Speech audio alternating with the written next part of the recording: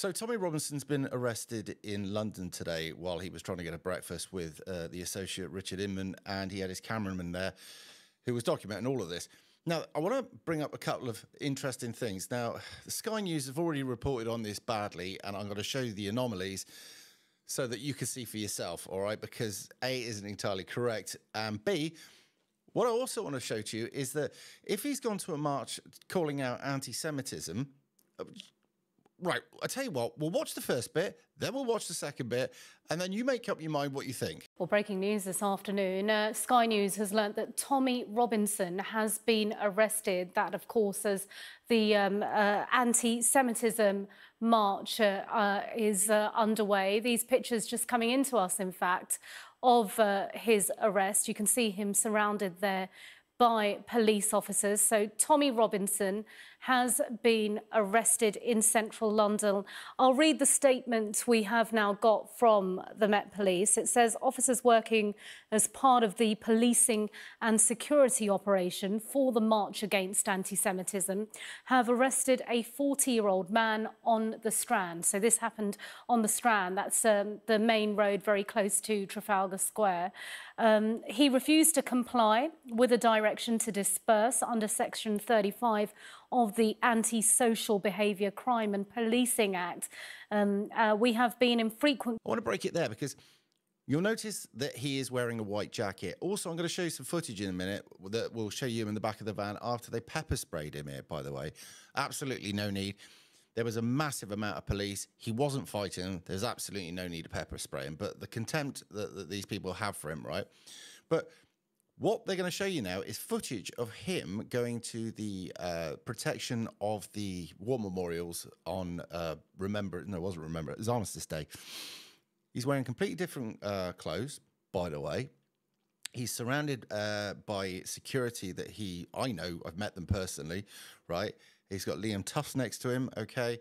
And Richard Inman. I didn't check whether Richard Inman's wearing a similar top because he might be wearing the same jacket. It might be hard to tell. But it's a completely different day, and this is the footage that they're using, that he went there with a load of men, trying to paint the picture that basically he was going to cause insurrection or some trouble or stir up whatever.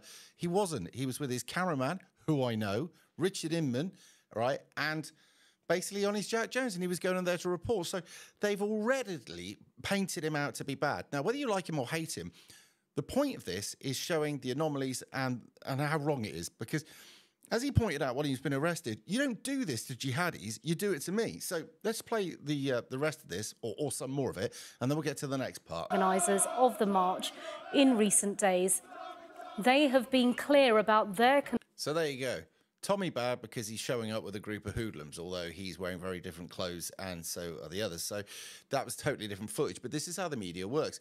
Now, it's interesting that Richard Inman points out to the police, this guy's a Zionist. He supports Israel. He's pro the Israel struggle. At the end of the day, he's deadly against anti-Semitism.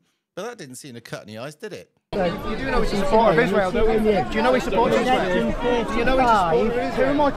So as you can see, Richard's made it about as clear as you possibly can. He supports Israel. He's a Zionist. He's here to give support. And now we know there's not all of those men behind causing trouble. He's there to report. But as Tommy pointed out in the video, which I've reduced down a lot here, your police chief who supports Hamas has got this under his bonnet that he wants me out of here.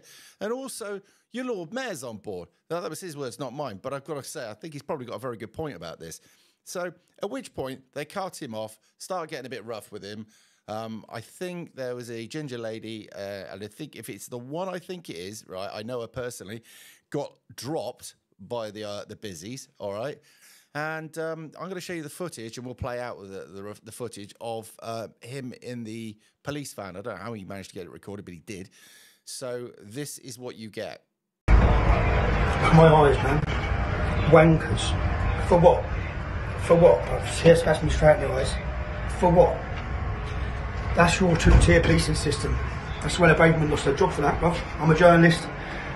You saw there was no alarm distress. The people were happy to see me. It's disgusting, man. Why don't they treat jihadis like this?